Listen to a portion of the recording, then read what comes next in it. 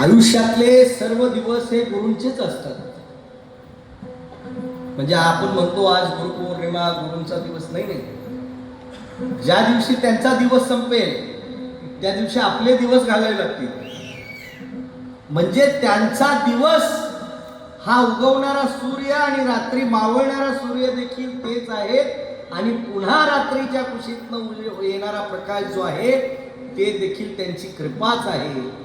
पण ती कृपा आहे, ती कृपा कशी काय करायची, कशी ओळखायची आणि कशी प्राप्त करायची, तर त्याला एकच गोष्ट आहे. तहाने बाळ करी तळमळ, येई धावणी आली.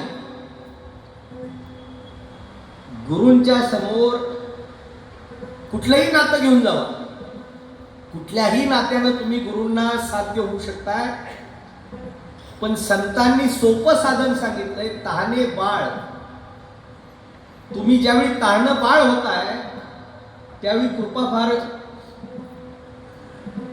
वेगानं प्राप्त होते बरं काय. म्हणजे समस्त बाळ झालं तर आई जरा दुर्लक्ष करते, आता चालायला येते, आता काय पडत नाही, आता कशाला बघायचं. पण ज्यावेळी तहानं बाळ असतं त्यावेळी आईचं लक्ष जरा जास्त असतं. त्यामुळे कृपा